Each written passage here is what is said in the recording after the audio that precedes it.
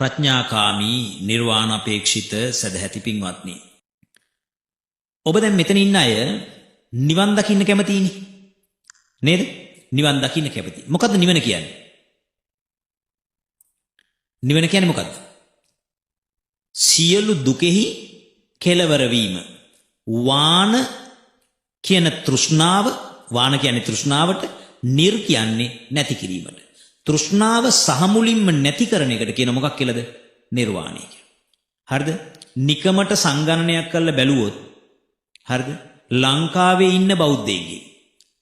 ලංකාවේ ඉන්න බෞද්ධයෙක්ගෙන් නිකමට සංගණනයක් කරලා බැලුවොත් මේ බෞද්ධයෙක්ගෙන් නිවන් දකින්න ඌමනාව තියෙන මිනිස්සු විශාල ප්‍රමාණයක් හිටියට නිවන් දකින්න වැඩපිළිවෙල කරන ඒ ආකල්ප තියෙන මිනිස්සු ඉන්නේ 100ට 2ක් විතර. අනිත් අය ඔක්කොම අනිත් අය මොකද? නමට බෞද්ධ. ඒ කියන්නේ නිකන් පොෂ් කමට ගිහිල්ලා මල් ටිකක් පූජා කරලා මේ කොල්ලයි කෙල්ලයි යනවා දෙන්නම ඔයාට මලයි මට මලයි කියලා මල් දෙකක් පූජා කරලා එනවා. ඊට පස්සේ වැඩට යනකොට පහන පත්තු කරලා හඳුන් කූරු දෙකක් පත්තු කරලා මෙහෙම කරලා රවුමක් කරකවල යනවා. බුදුහාමුදුරන් කලන්තය හදවන්න. මෙහෙම රවුමක් කරකවල යනවා. අන්න එහෙම මිනිස්සු ටිකක් අපේ මිනිස්සු. ඊට පස්සේ ලෙඩක් දුකක් හැදුනහම බෝධිය ගාවට ගිහිල්ලා පැන් කලයක් අරගෙන නේද? බඹරු වගේ මේ බෝධිය වටේ කැරකිලා පැන්වක් කරලා යනවා. ඔන්න බෞද්ධකම. එතනින් එහා පැත්තට නිවන් දකින්න ඕනේ කියන සැබෑ ඌමනාවත් සැබෑ වැඩපිළිවෙලත් මිනිස්සු ගාව නැහැ. බෞද්ධයෝ ගාව නැහැ. එසම් මෙතනත් ඉන්නවා එහෙම චරිත. ඒ නිසා මේ බණ මේ විදිහට කියවෙන්නේ. හරිද? සැබෑ ඌමනාවක් තියෙන අය අඩු. පින්වත්නි, භාග්‍යවත් අරහත් දසබලධාරී සම්මා සම්බුදුරජාණන් වහන්සේ නමක් ලෝකයට පහළ වෙලා දේශනා කරන්නට යෙදුණු ධර්මය අපි දන්නවා ස්කන්ධ වශයෙන් 84000යි. කොච්චරද? ස්කන්ධ වශයෙන් 84000යි. එතන 84000ක් ධර්මස්කන්ධය කියලා. මේ 84000ක් ධර්මස්කන්ධය පිටක වශයෙන් ගත්තොත් 3 පිටකයකට බෙදෙනවා. මොනවද 3 පිටකය? විනය පිටකය, සූත්‍ර පිටකය, අභිධර්ම පිටකය කියලා 3 පිටකයකට බෙදෙනවා. ස්කන්ධ වශයෙන් කතා කළොත් විනය පිටකයට 21000ක් ධර්මස්කන්ධ ඇතුළත් වෙනවා. සූත්‍ර පිටකයට 21000ක් ධර්මස්කන්ධ ඇතුළත් වෙනවා. අභිධර්ම පිටකයට තමයි ඉතුරු 42000ම ඇතුළත් වෙන්නේ.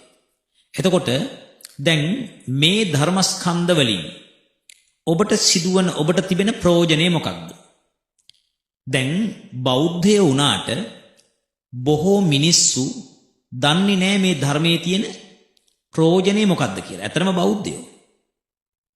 දැන් මේ ළඟදි දවසක මෑතක දවසක මම ඕස්ට්‍රේලියානු දේශයට වැඩම කරලා ධර්මදේශනා වගේක් සිදු කරලා නැවත ලංකාවට වඩින වෙලාවේ මම වැඩම කරන්නට යෙදුණු ගුවන් යානයේ මගේ ආසනයට අනික් පැත්තේ හිටපු තරුණ මහත්තයෙක්. මම එතුමගෙන් ඇහුවා, මහත්මයා, ඒ කියන්නේ ටික වෙලාවක් යනකොට කතා බහට යොමු වුණු නිසා මම මහත්මයා ඔබතුමා මැරිලා නැවත උපදිනවද කියලා විශ්වාස කරනවද කියලා. එක පාටම දුන්න උත්තරේ තමයි නෑ ස්වාමීනි, මම එහෙම විශ්වාස කරන්නේ නෑ. මැරිලා නැවත උපදිනවා කියලා විශ්වාසයක් එතුමා තුල නැහැ. ඒ කියන්නේ කොතනද එයා ඉන්නේ? එයා ඉන්නේ දස වස්තුක මිත්‍යා දෘෂ්ටි. දස වස්තුක මිත්‍යා දෘෂ්ටියේ ඉන්නේ. මොනවදම දස වස්තුක මිත්‍යා දෘෂ්ටිය? නත්ති මාතා. ඒක තේරුම? මවට සැලකීමේ විපාක නැත. මව නැත නෙවෙයි. මවට සැලකීමේ විපාක නැත. හරි? දැන් මෙතන ඉන්න පුංචිම දරුවා ඉඳලා මවට සැලකීමේ විපාක විශ්වාස කරනවද නැද්ද? විශ්වාස කරනවා. ඇයි? දැන් ඔබ බලන්න, මේ චූටිම දරුවා වුණත් අම්මට තාත්තට වඳිනවා. ඇයි අම්මට තාත්තට වඳින්නේ? එයා විශ්වාස කරනවා, එයා තුල මතයක් තියෙනවා අම්මට තාත්තට වන්දනා කිරීම හොඳයි. ඒ වගේම ඔය ඇත්තොත් දරුවෝ ලවා අම්මට තාත්තට වඳින්න කියලා යොමු කරනවා නේද? ඒ මොකක් නිසාද? ඒ දරුවන් අම්මට තාත්තට වන්දනා කිරීමේදී කුසලයක් සිද්ධ වෙනවා. මේ කුසලය මොකටද එයාට උමනා වෙන්නේ?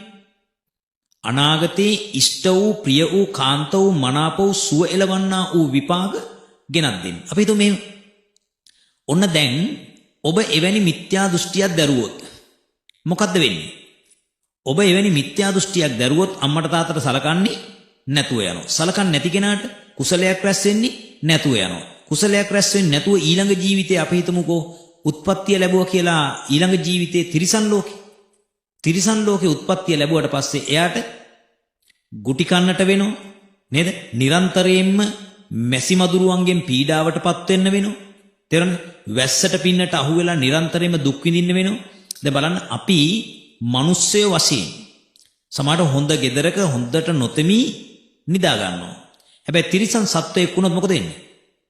එහෙම නිදා ගන්න පහසුවක් ලැබෙන්නේ නැහැ. මහා අනෝරා වැස්සේ පවා එයාට තෙමි ඉන්නට සිද්ධ වෙනවා. මං කියන කතාව පැහැදිලිද ඔයයන්ට? මූණ ඉරියව් වලින් මට පේන්නේ තේරෙන්නේ නැහැ වගේ. තේරෙනවද නැද්ද? තේරෙනවා නම් අර එහා පැත්තේ අර පිටිපස්සේ ඉන්නාම මූණ හොඳට පේනවා නිකන් මලක් වගේ පිපිලා. එතකොට තේරෙනවා මොකද්ද? ඔව් මේ අම්මගේ එහෙම හොඳට තේරෙනවා මූණ වල. සමහර අය නිකන් ඇල් වතුර වගේ. ඇයි? ඒක තේරෙන්නේ නැතිව. තේරෙන්නේ නැත්නම් තමයි ඇල් වතුර වගේ ඉන්නේ. තේරෙනවා නම් මූණ පිපෙනවා මලක් වගේ. පැහැදිලිනේ?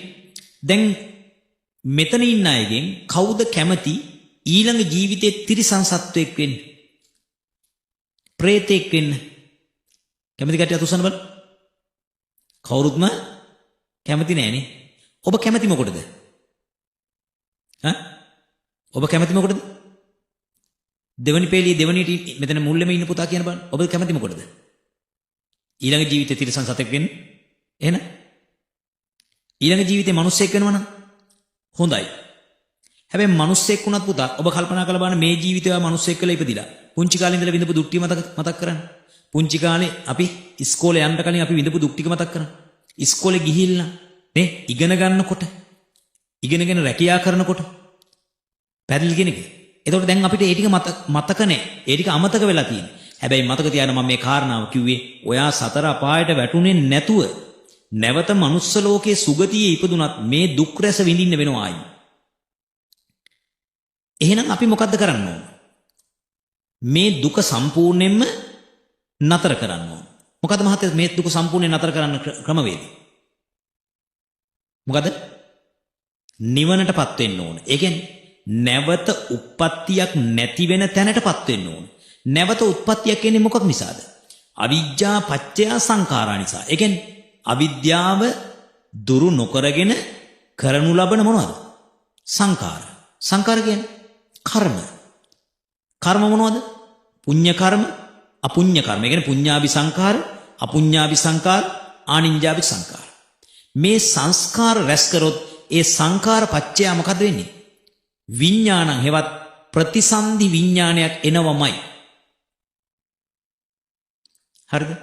දැන් ඔයා කල්පනා කරන්න ඔයාගේ ජීවිත කාලය ඇතුළත වස් කාල කීයක් ගෙවිලාද? ඔබේ වයසට සමානව. ඒ අවුරුද්දකට එක වස් කාලය නෙන්නේ. වස් පින්කම් නැත්නම් කඩන පින්කම් කීයකට යන්නේ නැද්ද පුතා? කීයකට යන්නේ නැද්ද? දෙක තුනකට විතර යන්නේ නැති. මේ අම්මලා ඊට වැඩිනේ. වස් 3 මාසේ ඉවර වෙනකොට සෝවන් වෙච්ච කට්ටියත් උස්සන්න බලන්න. මොකද අපච්චි නිකන් කට පැත්තකට ගියේ? වස් 3 මාසේ ඉවර වෙනකොට සෝවන් වෙච්ච කට්ටියත් උස්සන්න බලන්න. එක්කෙනෙක්වත් නැහැ. කවුරුත් නැහැ. ඒ කියන්නේ මොකද වෙලා තියෙන්නේ? භාග්‍යවතුන් වහන්සේ වස් 3 මාසේ අනුදැන වදාලේ මොකටද? චාරිකාවේ ධර්මචාරිකාවේ වඩින භික්ෂුන් වහන්සේලා එක තැනක නවත්තලා තියලා උන්වහන්සේලාටත් බණ භාවනා කරලා හිත දියුණු කරගෙන තේරෙනවද? නාම රූප ධර්මයන් හොඳට විෂදව බලලා නාම රූප පරිච්ඡේද ඥානෙ සම්මස්සන ඥාන නාම රූප පරිච්ඡේද ඥාන උද්‍යව්‍ය ඥාන මුංචිතු කම්මිතා ඥාන භංග ඥාන භයතුපට්ඨාන ඥාන ආදී මේ ඥානයන් උපදවාගෙන සෝවාන් ආදී මාර්ගඵල උදා කරගන්න තමයි කාලේ පැනෙව්වේ. නමුත් ප්‍රශ්නේ තියෙන්නේ මොකද්ද? ඔබ නිකමට බලන්න වස් කාල කටින පිංකම් මෙච්චර ගත කළත් මෙතන ඉන්න කී දෙනාගෙන් කී දෙනෙකුටද පුළුවන් වෙන්නේ 89 හරි කියන්නේ? පුළුවන් අය අතුස්සන්න බලන්න. එක්කෙනයි අනිත් එකන භාගෙට අතුස්සනවා. හරිද? ඔන්න එකමාරයි ඉන්නේ. හරිද? දෙන්නේ නැහැ එකමාරයි. එතකොට දැන් තේරෙනවද? ඒ කියන්නේ බෞද්ධය වුණාට අපි නමට බෞද්ධයි කියන කතාව පැහැදිලිද? පැහැදිලිද නැද්ද? පිළිගන්නවද නැද්ද? සමහරව ඒක පිළිගන්න කැමති නැහැ. පිළිගන්නවද නැද්ද කියලා මං අහන්නේ. ඔයාට සිත් 89වත් බැරි නම්. හරිද? බුදුරජාණන් වහන්සේ කියන නාම රූප ධර්ම පිළිබඳ විදර්ශනා කරන්න නාම ධර්ම ටික මොනවද? වේදනා සංඥා සංකාර විඥාන. විඥාන කියන්නේ සිත් 89. වේදනා සංඥා සංකාර කියන්නේ චෛතසික 52. මේ චෛතසික 52ක් බැරි නම් මේ සිත් 89ක් බැරි නම් මේ රූප 28ක් බැරි නම් ඒ කියන්නේ පංච උපාදානස්කන්ධ මේ රූප නාම කියන කොටස් දෙකම ඔයාට දන්නේ නැත්නම් විදර්ශනා කරන්නේ මොනවද? විදර්ශනා කරන්න දන්නේ නැත්නම් ඔයාට සිද්ධ වෙන්නේ මොකද්ද? විදර්ශනා කරන්න නොදන්න සත්වයාට මේ පංච උපාදානස්කන්ධය මම කියලා මගේ කියලා මගේ ආත්මය කියලා රැවටෙනවා. ඒ රැවටෙන තාක්කල් මොකද්ද වෙන්නේ? සක්කාය දිට්ඨිය වැඩෙනවා. සක්කාය දිට්ඨිය වැඩෙන තාක්කල් සෝවාන් වෙන්න බෑ. හරිද? දැන් අද ධර්මදේශනාවේ අඩංගු කරුණු ලියා ගන්න පොතක් පෑනක් ගෙනල්ලා තියෙනවද? එකම එක අම්ම කෙනෙක් ගෙනල්ලා තියෙනවා. එතකොට දැන් ඔය ඇත්ත බණ අහලා තියෙනවා නම් හරිද? මම හැම ධර්මදේශනාවකදීම කියන කාරණාවක් තමයි ධර්මදේශනාව අහන්න යනකොට පොතක් පෑනක් අරගෙන යන්න ඕන. අද ඉඳලා අපච්චි තමන්ගේ චරිත ලක්ෂණ වෙනස් කරගන්න මොකද්ද? හැම බණක්ම අහන්න වාඩි වෙනකොට පොතක් පෑනක් අරගෙන පොඩි බුක්ලට් එකක් චූටි පොත් පිංචක් ගන්න. ඒක අරගෙන එහි ධර්මදේශනාවේ අඩංගු කරුණු ලියා ගන්න, සටහන් කරගන්න. හරිද? ඒ සටහන් කර ගැනීම තුල සුනාත බණ ඇහුවා, ධාරේත් ඒක දරාගත්තා. චරාත ඒ අනුව ධර්මයේ හැසිරුණා. ඒ අනුව ධර්මයේ හැසිරුණා. එතකොට ඔය ඇත්ත කල්පනා කරන්න, එහෙම නැත්නම් ඔයාට වෙන්නේ මොකද්ද? බණ ඇහුවා. හැබැයි කිසි දෙයක් මතක නැහැ. කිසිම දෙයක් මතක නැහැ. එහෙනම් අද තමන්ගේ ජීවිතේ මේ බණ පිළිබඳව හිතන්න. තමන්ගේ ජීවිත කාලය පුරාවටම මේ බණ තමන්ගේ හැරවුම් ලක්ෂය ටර්නින් පොයින්ට් එක බවට පත් කරගන්නවා කියන්නේ. පැහැදිලිද කතාව? එහෙනම් හැම කෙනෙක්ම අද ඉඳලා බණ අහන්න ඕනි. අහලා මොකද කරන්න ඕන පුතා? බණෙහි අඩංගු කරුණු ලියා ගන්න ඕන. බණෙහි අඩංගු කරුණු ලියාගත්තට පස්සේ තමයි හැම කෙනෙකුටම මේක පුළුවන් වෙන්නේ. ඇයි මේ කරුණු සියල්ලම බොහොම හොඳට සටහන් කරගන්නවා. දේශනාව අවසාන වෙලා යනකොට ඒ අම්මයි තාත්තයි දුවයි ඇවිල්ලා මාත් එක්ක කතා කළා. අම්මයි තාත්තයි කියනවා ස්වාමීන් වහන්සේ ඔබ වහන්සේගේ හැම දේශනාවක්ම මේ දුව YouTube එකෙන් බලාගෙන අහනවා. ස්වාමීන් වහන්සේ ඒ ඔක්කොම මේ දරුවා ලියනවා. ස්වාමීන් වහන්සේ මේ දරුවා හැමදාම භාවනා කරනවා. පැහැදිලි? එයා කී වසරේද පුතා? 10 වසරේ. ඒ කියන්නේ අවුරුදු 10 5 15යි. අවුරුදු 15යි. ඔය ඇත්තෝ 15යිද? 65යි. තාම බණක් අහන්න හරියට දන්නේ නැහැ. ඒ දරුවා ඔක්කොම කරුණු ටික ලියා ගන්නවා. මම මේ කල්පනා කළේ ඇය 10 වසරේ දියණියක් වුණාට සංසාරේ පින බොහොම බරපතලයි. මොකද ඒකට හේතුව? පුරිමා කුසලා ධම්මා පච්චිමානං කුසලානං ධම්මානං උපනිස්සය පච්චේන පච්චයෝ. මොකද පුතා උපනිස්සය කියන්නේ? බලවත් වූ උපකාරය. මොකද්ද? බලවත් වූ උපකාරය. දැන් මේ අහනකො ප ဋ ාණය කියන කතාව තුල බුදුහාමුදුරුවෝ කතා කරන්නේ උපකාර 24ක්. ප ဋ ාණය තුල උගන්වන්නේ මොනවද? උපකාරක ධර්ම 24ක්. 24ේම බලවත්ම උපකාරය මොකද්ද? බලවත්ම උපකාරය තමයි උපනිස්සය ප්‍රත්‍ය. ඔන්න මතක තියාගන්න. දැන් මේක ලියා ගන්න තිබ්බනම් ඔන්න අමතක වෙන්නේ නැහැ. උපනිස්සය ප්‍රත්‍ය කියන එකේ තේරුම මොකද්ද? බලවත්ම උපකාරක ධර්මය. බලවත්ම උපකාරක ධර්ම. තේරෙනවද? අනිත් එක තමයි මම දැකපු එක. ඒ දරුවා උගන්නන වෙලාවේ මං කියලා දෙන වෙලාවේ පොඩ්ඩක්වත් අහක බලන්නේ නැහැ. පොඩ්ඩක්වත් වටපිට බලන්නේ නැහැ. දේශකයන් වහන්සේ දිහාම පුදුම අවධානයෙන් ඉන්නේ. ඇයි ඒ? අන්න පෙර බණ අහලා පුරුද්ද. පෙර සංසාරේ බණ අහලා පුරුද්ද.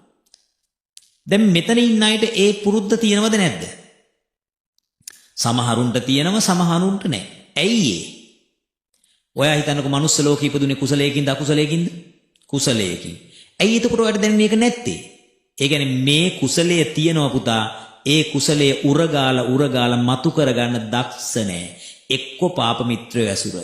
එක්ක පාප මිත්‍රෝ නොවුනත් ජංගම දුරකතනය, පාසල් පද්ධතියේ ගුරුවරු උගන්වපු දේවල්, වැරදි පරිසරය, හරිද වටා පිටාව නිසා අම්මා තාත්තා නිසා සමහර වෙලාවට දුර්වල වෙලා තියෙනවා.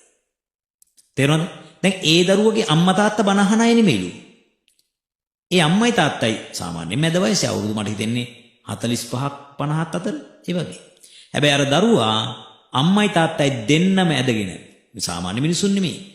හොඳ වෘත්තීය වේදියෝ. හොඳ තත්වයක ඉන්න මිනිස්සු. හැබැයි අම්මයි තාත්තයි දෙන්නම අරගෙන හරිද? කොහෙද ඇවිල්ලා තියෙන්නේ? බණ අහන්න ඇවිල්ලා.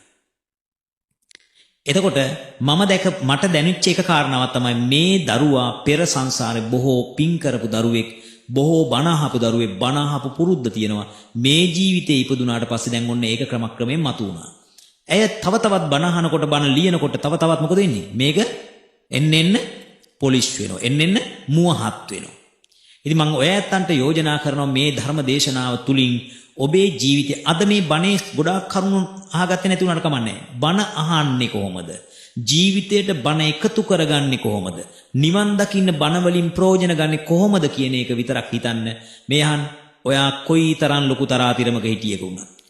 තේරුණානේ? ඔයා මොන ප්‍රදේශයේ හිටියා වුණත්, ඔයාගේ නමට ඉස්සරහින් මොන අකුරු තිබ්බත් හොඳට මතක තියාගන්න ඒකාන්තයෙන්ම මැරෙනවා. ඒ මැරෙන්නට කලින් මොකද කරන්න ඕන? නිවන් දකින්න ඕන, මේ ජීවිතේදී පුරා ගන්න ඕන පාරමී ශක්තියින් ටික පුරාගෙන මැරෙන්න. නිකන් අබබ්බේක ලෙස මැරෙන්න එපා. ඔන්න මොකද අපි කතා කරේ?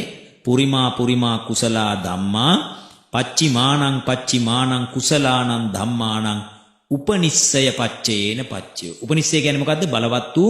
බලවත්ම උපකාරක ධර්මය වෙනවා. හොඳයි. දැන් අපි හිතමු යම්කිසි කෙනෙක් මෙන්න මේ විදියට පූර්ව කුසලයන් කරලා මේ දැන් ඒක උපනිශ්‍රේ වෙනවා නම් ඔබ දැන් කරන ඒවා කවදද උපනිශ්‍රේ වෙන්නේ? මේ ජීවිතේම හෙට දවසට, අනිද්දා දවසට මැරිලා ඊළඟ ජීවිතයට උපනිශ්‍රේ වෙනවා.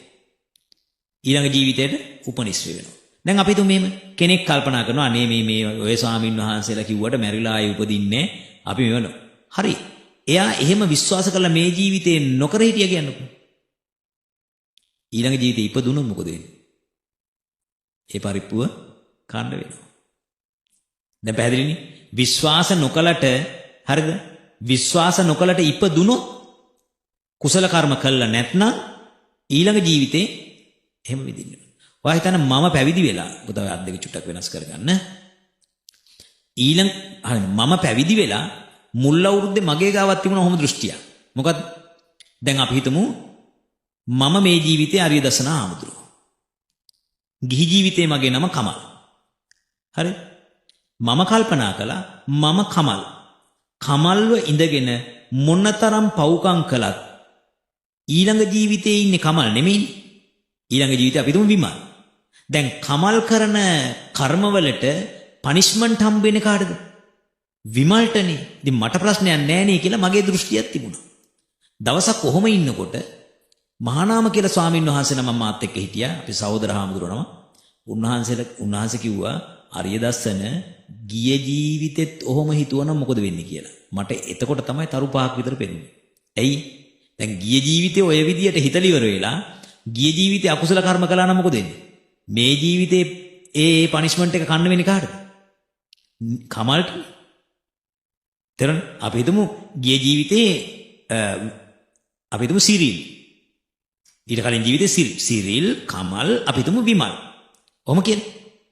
දැන් ගිය ජීවිතේ සිරිල්ව ඉඳිද්දී මම කල්පනා කළා නම් නෑ කිසි දෙයක් කමන්නේ මම මේ ජීවිතේ කරන ඒවා මම විඳින්නේ නෑනේ ඊළඟ එක්කෙනානේ විඳින්නේ කියලා. දැන් එහෙනම් විඳින්නේ කවුද? මම. පුතා ඕක නොතේරෙන්න හේතුව තමයි අභිධර්මයේ නොදන්නාකම. ඔබ හිතන්නේ මෙන්න මෙහෙමයි අපේ සිත් පෙළ ගමන් කරන්නේ. මෙහෙම සිත් උපදිමින් යනවා. මේ සිත උපදිනවා, ඒක මැරෙනවා, මේ සිත උපදිනවා, ඒක මැරෙනවා, ඊළඟ සිත උපද්දලා තමයි මෙයා මැරෙන්නේ. තේරුණේ? දෙවනි සිත උපද්දලා තමයි මේ සිත මැරෙන්නේ. තුන්වෙනි සිත උපද්දලා තමයි මෙයා මැරෙන්නේ. ඊළඟ සිත උපද්දලා තමයි මෙයා මැරෙන්නේ. බුදුරජාණන් වහන්සේ පෙන්නනවා මේ පූර්ව චිත්තය පසුපසු සිත් උපද්දවන්න උදව් වෙනවා. තේරුණේ? පුරිමා කුසලා ධම්මා පච්චිමානං කුසලානං ධම්මානං අනන්තර පච්චේන පච්චයෝ.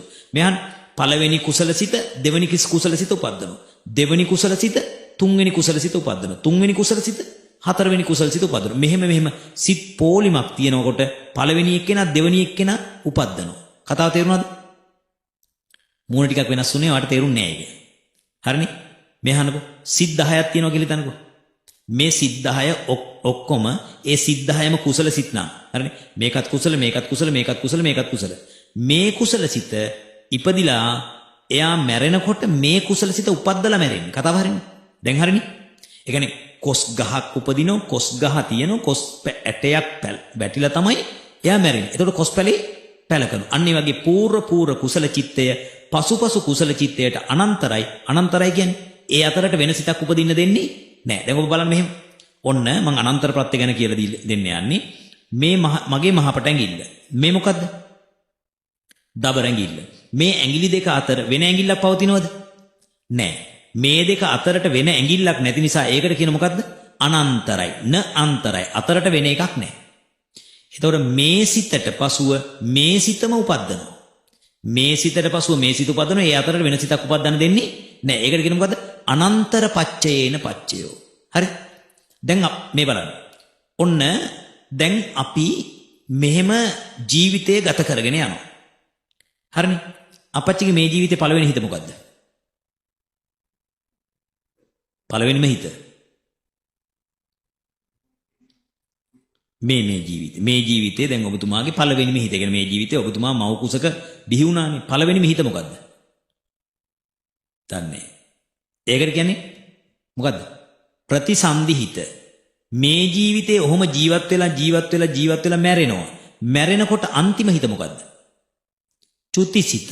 එහෙනම් අපි පටන් ගත්ත හිත මොකද්ද අම්මා? ප්‍රතිසන්දි හිත. මරණයටපත් වෙන වෙලාවේ මොකද්ද සිත? චුතිසිත.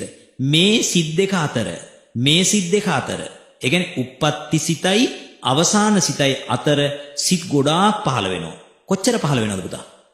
තප්පරයක් ඇතුළත කෝටි ලක්ෂයක් පමණ සිත් උපදිනවා. කොච්චරද? තප්පරයක් ඇතුළත කෝටි ලක්ෂ ගණන් සිත් උපදිනවා. මේ සිත් උපදිමින් මැරෙනවා. පළවෙනි සිත ප්‍රතිසන්දි හිත. දෙවෙනි සිත භවාංග සිත. භවාංග වශයෙන් සිත් ටිකක් පහළ වෙනවා. හොඳයි අහගෙන ඉන්න. මොකද්ද භවාංග සිත් කියලා කියන්නේ? අපි මේ පුතාගෙන් අහමු. ඔබතුමා ඊයේ රෑ නිදාගත්තද? නිදාගත්තා. කොහෙද නිදාගත්තේ? ගෙදර කොහෙද? ඇඳේ. හරි. ඔයාට විශ්වාසද? ඔව් කියන විශ්වාසයි. කොහොමද ඔයා විශ්වාස කරන්නේ? අපි හිතමු මෙහෙම. මෙන්න ඔයාගේ ඇඳ. ඔයා ඇඳට ගියා. ගියපු එක මතකයි. ඔයා නිදාගත්තා. නිින්ද ගියා. ඔයා ඇහැරෙනකොට ඇඳේ හිටියා. ඔයා විශ්වාස කරන උපකල්පනය කරනවා මම ඇඳේ හිටියා කියලා. අපි හිතමු සුරංගනාවියක් ඇවිල්ලා ඔයාගේ අතින් අල්ලගෙන ලෝකෙ වටේ එක්කරගෙන ගිහිල්ලා ඇඳෙන් ගෙනල්ලා තිබ්බොති. ඔයා දන්නවද? දන්නේ නැහැ. ඔයා හිතනවා ඇඳේ හිටියා කියලා. කතාව හරිනේ. එතකොට හැබැයි ඒ කාලය ඇතුළත කිසිම දෙයක් වෙච්ච කිසි දෙයක් ඔයා දන්නවද? දන්නේ නැහැ. හැබැයි ඔයා මැරුණද? මැරුන්නේ නැහැ. උදේ පාන්දර හැරිලා පහවදා අර සුපුරුදු පරිදි වැඩ ටික කරගෙන යනවා. හැබැයි ඔයාගේ ජීවිතේ කිසිම දෙයක් මැරෙන්නේ නැතුව ඔයා පවත්ව ගත්තා. ඒ කියන්නේ අපි දුන්න රාත්‍රී කාලේ රස්නේ වැඩි වුණා. රස්නේ වැඩි වෙනකොට දහදිය දැමීම සිද්ධ වුණා. ඔයා හැරිලා ඔයා කරාද ඒක? නෑ. ඒක මේ මෙතන හටගන්න සිත් ටිකකින් කළා. ඒ ඩියුටිය කළා. මොන බාන අපිට ඔය ප්‍රොසෙස් එක අපි හිතන්නේවත් නෑනේ නේ. හරිද? ඔයාට ඔයාගේ මුත්‍රාසයෙන් මුත්‍රා පිරුණා. අවුට් වුණාද? නෑ. ඒකේ කට වහලා තියාගත්තා. අසූචි පිරුණා. අවුට් කළාද? නෑ. ඒක වහලා තියාගත්තා. සීතල වුණා. සීතල වුණාට පස්සේ රාත්‍රී කාලේ සීතල වුණා නම් දහදිය දාලා මොකද කරන්නේ? සීතල නේ මොනවාද රෝම උද්ගාමනය වෙලා සීතල වලක්ව ගත්තා. ඒ ඔක්කොම ප්‍රොසෙස් එක ඒ ඔක්කොම ක්‍රියාවලිය කළේ කවුද? අන්න මෙතන පහළ වෙන සිත් ටික. ඒකට කියනවා මොකද්ද? භවය නසන්න නැතුව. ඔයා ඉපදිලා ඉන්නේ මොන භවයේද? මනුස්ස භවයේ. මනුස්ස භවයේ මැරෙන්න දෙන්නේ නැතුව පහළ වුණා සිත් ටිකක්. ඒකට කියනවා මොකද්ද? භවයේ අංග වශයෙන් පහළ වෙන සිත් ටික. මොකද්ද කියන්නේ පුතා? භවාංග සිත්. මොනවද කියන්නේ? භවාංග සිත්. හරි. එහෙනම් ඔන්න දැන් ආයෙ මතක් කරන්න. ඔයාගේ පළවෙනිම හිත මොකද්ද? ප්‍රතිසන්දි හිත. දෙවෙනි හිත භවාංග. තුන්වෙනි හිත භවාංග. ඔහොම භවාංග සිත් පරම්පරාවක් යනකොට අපි හිතමු මෙහෙම. ඔන්න භවාංග සිත් පරම්පරාව යනකොට ඔයාගේ ඇහැ ඉස්සරහට යම් වස්තුවක් ආවා. මේකට කියන මොකද්ද? වර්ණ රූපය. මොකද්ද කියන්නේ මේකට? වර්ණ රූපය. ඇහැ ඉස්සරහට වර්ණ රූපයක් ආපු ගමම්ම මෙන්න මේ භවාංග සිත් පරම්පරාව චුට්ටක් හෙල්ලෙනවා. එතෙන්දී හෙල්ලෙන සිතට කියනවා භවාංග චලන සිත. මොකද්ද? භවාංග චලන සිත. තිබුණු සිත මොකද්ද? භවාංග සිත. දෙවෙනිට මොකද්ද? භවාංග චලන සිත. බුදුරජාන් වහන්සේ ඊළඟට කියනවා භවාංගේ අරමුණ කඩා දමන සිතක් පහළ වෙනවා. ඒකට භවාංග උපච්ඡේද සිත. මොකද්ද? භවාංග උපච්ඡේද සිත. ඊට පස්සේ පංචද්වාරා වජ්ජන සිත. පංචද්වාරා වජ්ජන සිත කියන්නේ දොරටු පහෙන් මෙවන් චක්කුද්්වාරය, සෝතද්්වාරය, ගානද්්වාරය, ජීවද්්වාරය, කායද්්වාරය කියන පටි චක්කුද්්වාරය නිහඬව ඉන්න එපා. දැන් ඔයගලන්ට හුරු වෙන්නේ මේ කියන්නේ චක්කුද්්වාරය, සෝතද්්වාරය, ගානද්්වාරය, ජීවද්්වාරය, කායද්්වාරය. එක තාත්තා කෙනෙක් නිහඬවම හිටියා. නිහඬවම හිටියොත් මේක වැඩේ වෙන්නේ නැහැ. මොකද මට පුළුවන් මේ වාට බැරි වෙයි. හරිද? දැන් කියන්නේ මේව පුරුදු වෙන්නත් එක්ක කියන්නේ. මොකද්ද? චක්කුද්්වාරය, සෝතද්්වාරය, ගානද්්වාරය, ජීවද්්වාරය, කායද්්වාරය. දැන් අපේ මිනිස්සුන්ට මොකක්ද වෙලා තියෙන්නේ? ඔයා හිතනකො සංගීත සම්දර්ශනයකට ගියා නම් කොච්චර හූතියලා කෑ ගහයිදනේ. හැබැයි බණ කතා කරනකොට කටවල් ඇරෙන්නේ නැහැ. නෑ. දෙව්වට කටවල් ඇරෙන්නේ. ඒ කියන්නේ නිවන් දකින්න ඕක තමයි බාධා. එහෙනම් ඔන්න හරියටම අපි කියමු හැමෝම එක්ක කියන්නේ චක්කුද්්වාරය, සෝතද්්වාරය, ගානද්්වාරය, ජීවහද්්වාරය, කායද්්වාරය කියන දොරටු පහක් තියෙන. මෙතන දොරටු හයක් තියෙනවා. මනෝද්්වාරය අපි නොසලකා හරිමුකෝ. එයා පොඩ්ඩක් පැත්තකින් තියමු. දොරටු පහක් ගැන දැන් කතා කරනවා. මේ දොරටු පහෙන් මොන දොරටු වෙන්න මේ වෙලාවේ අරමුණ ඇවිල්ලා තිබුණේ? හරියටම හරි මොකෙන්ද? මොන දොරටු වෙන්ද? දැන් මේ මෙතෙන්ට ඉස්සෙල්ලා ආවා. මෙතෙන්ට ආවේ මොන දොරටු වෙන්ද? චක්කුද්දොරටුව චක්කුද්්වාරය ගාවට ආවේ. චක්කුද්්වාරය ගාවට ආරම්මණය ආවනම් දැන් පහළ වෙන්න ඕන මොන සිතද? චක්කු විඥානෙ. ඇසේ පහළ වෙන්නේ චක්කු විඥාන. අපි හිතමු සද්දයක් ආවා. ඒ සද්දය ආවේ සෝතද්්වාරය ගාවට. එහෙනම් පහළ වෙන්නේ සිත මොකද්ද? සෝත විඥානෙ. හරි. ගඳක් සුවඳක් ආවා. එහෙනම් පහළ වෙන්නේ ගාන විඥානෙ. රසයක් ආවා. එහෙනම් පහළ වෙන්නේ ජීවහා විඥානෙ. සීතලක්, එහෙම නැත්නම් රස්නයක්, එහෙම නැත්නම් මේකට පහරක් වැදුනා. එහෙනම් පහළ වෙන්නේ මොකද්ද? කාය විඥානෙ. හොඳයි දැන් ඔන්න ඔය බලන්න. දැන් අභිධර්මයේ මෙලෝදයක් දන්නේ නැතුව මෙතන වාඩි වෙච්ච කට්ටිය. දැන් ඔය කියවන්නේ මොනවද? ඔය කියන්නේ අභිධර්මය තමයි ඔය කියන්නේ. ඔන්න ඔහොමයි මගේ ගාවට එන අය හැදිලා එළියට යන්නේ. තේරුණානේ? මෙලෝදයක් බැරුව ඇවිල්ලි වරලා හැබැයි බිම්බලාගෙන හිටියනම් මොකද වෙන්නේ? ඔය කිසි දෙයක් වෙන්නේ නැහැ නේ. දැන් බලන්න. දරුවෝ වගේ. මගේ දරුවෝ වගේ. හරිද? බොහෝම හොඳ අම්මලා තාත්තලා වගේ බොහොම හොඳට කතා කරනවානේ. හරි? දැන් කිව්වා මොකද්ද? චක්කුද්්වාරේ චක්කු විඥාන, සෝතද්්වාරේ සෝත විඥාන, ගානද්්වාරේ ගාන විඥාන, ජීවහද්්වාරේ ජීවහා විඥාන, කායද්්වාරේ කාය විඥාන පහළ වෙනවා. ඔන්න ඔය විදිහට යන ටිකට කියනවාම චිත්ත වීතිය කියලා. තේරුණානේ? ඉස්සෙල්ලම භවාංග සිතක් තිබුණා. ඒකට කියනවා අතීත භවාංග 2, භවාංග චලන 3, භවාංග උපච්ඡේද 4, පංචද්වාරා වජ්ජන. දැන් එක්ක චක්කු විඥාන, සෝත විඥාන, ගාන විඥාන, ජීවා විඥාන, කාය විඥාන වලින් එකක්. ඊට පස්සේ එතනින් ආපු මේ වර්ණ රූපය නම් ආවේ මේ වර්ණ රූපය පිළිගන්න හිතක් පහළ වෙනවා. ඒකට කියනවා සම්පටිච්ඡන සිත. ඊළඟ හිත අරමුණ තීරණය කරන හිත, සම්තීරණ හිත. ඊට පස්සේ අරමුණ විනිශ්චය කරන හිත, වොත්තපන හිත. දැන් හරි. තව හිත ටිකක් තියෙනවා. මෙහෙම පොලිමට යන්නේ. මේ සිත් පොලිමේ අගනකො මේ සිත් පොලිමේ බුදුරජාන් වහන්සේ කියනවා කලින් සිත පස්සේ සිතට අනන්තර පච්චයේන පච්චයෝ. මේ සිතට අනතුරුව මේ සිත උපදිනවා මිසක වෙන සිතක් එන්න දෙන්නේ නැහැ. ඒතර මොන හැකියාව තියෙන්නේ? මෙන්න මෙයාට තියෙන අනන්තර ප්‍රත්‍ය ශක්තිය. ඒතර බලන්න අපි හිතාගෙන ඉන්නව නේද මට තමයි මේ සිත් පහළ වෙන්නේ, මම තමයි මේ සිත් ඇති කරගන්නේ, මට තමයි පේන්නේ. බුදුරජාන් වහන්සේ කියනවා නෑ, ඔය එක හිතක්වත් මට ඇති කරගන්න දක්ෂතාවයක් මට නෑ. දෙවියන් වහන්සේගේ මැවීමක්ද? එහෙමත් නෑ. මොකද්ද හේතුව?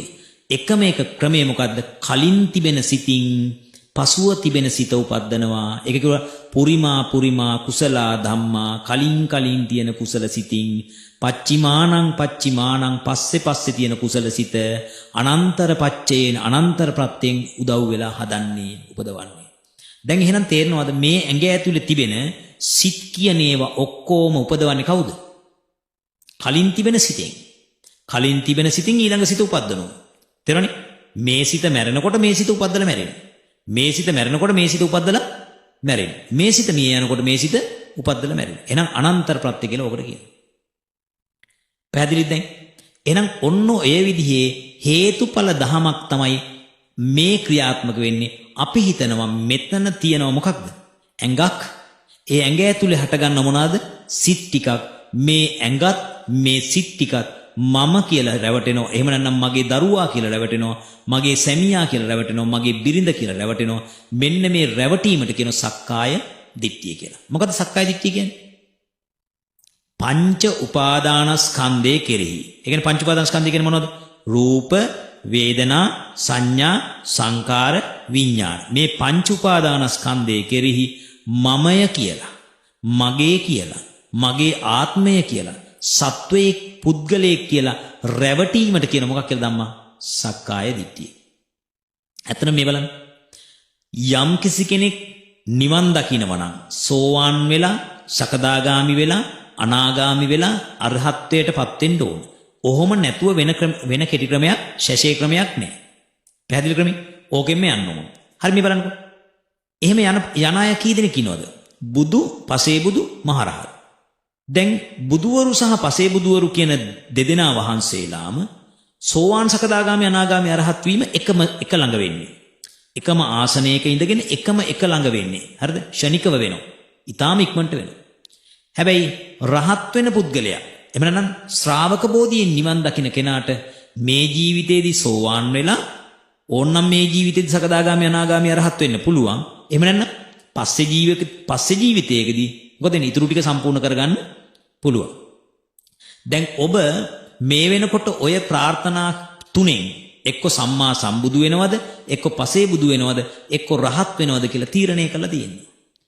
හැබැයි බෞද්ධයෝ වුණාට 99% දෙනා දැන් නම් ඔය මගේ බණහලා එහෙම අනිවාර්යයෙන්ම විෂන් එකක් හදාගෙන තමයි මිෂන් එකට යන්නේ.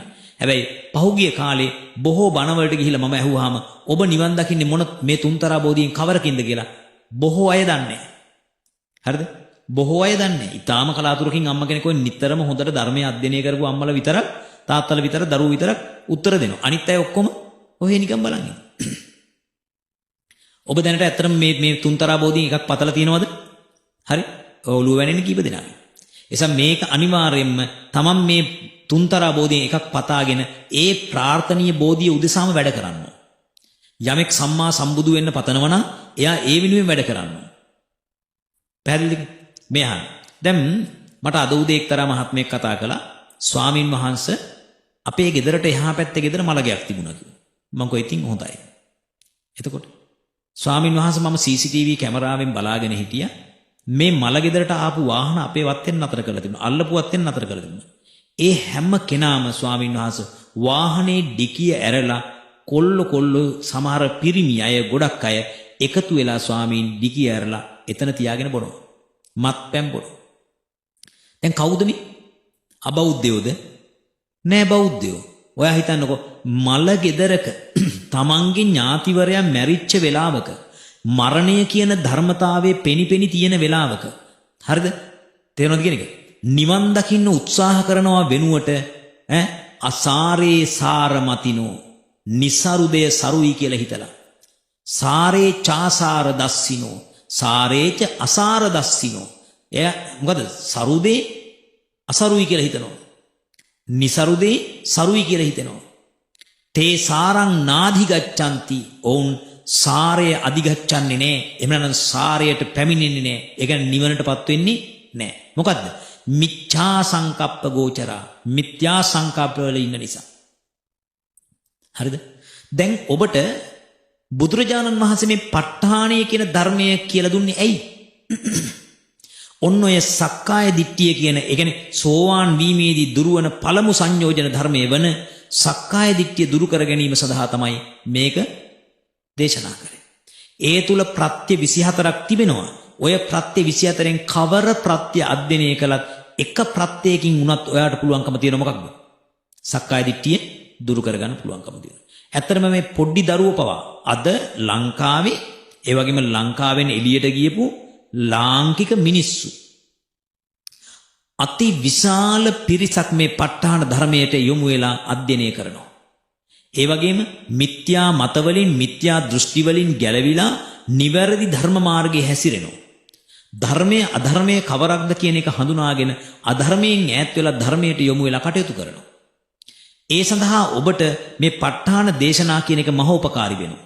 පුතා මේ අහන්න යම් කිසි වෙලාවක මේ පුංචිම දරුවෙක් හරි ප ဋ ාණ සජ්ජායනාව හෝ කරනවා නම් ඔබ අතේ තිබෙන ඔය සූවිසි ප්‍රත්‍ය ධර්ම වන්දනාව ප ဋ ාණ ධර්ම වන්දනාව පොත අරගෙන ඒක හෝ සජ්ජායනා කරනවා නම් ඔය සජ්ජායනා කිරීම මාත්‍රය පවා ඔබේ තිබෙන දරුවාගේ තිබෙන ප්‍රශ්න ඒ කියන්නේ සමහරට ඉගෙන ගන්න බැරි ඒවා බොහොම හොඳ යහපත් මට්ටමට හැරෙනවා. ඊළඟට අතීත අකුසලයන් ගෙවිලා දරුවන්ගේ යහපත උදා වෙනවා. ලෙඩ රෝග වලින් සුව වීමට බොහොම පිහිටක් පිළිසරණක් තියෙනවා. ඒ වගේම ක්ලේශ ධර්මයෝ සමුච්ඡේද ප්‍රහාණය කරගන්න උපකාර වන ඒ සක්කාය දෘෂ්ටිය දුරු කරගන්නට මේ නාම රූප ධර්මයන්ගේ පිරිසිඳ දැනීම සඳහා මේක උපකාර වෙනවා. ඒ නිසා මෙතන ඉන්න හැම අහිංසක දරුවෙක්ම හැම තරුණයෙක්ම හැම තරුණියක්ම හීනෙන් හරි නිවන් දකින්න උවමනාවක් ඇති කරගෙන තියෙනවා. හීනියට හරි තියෙනවා.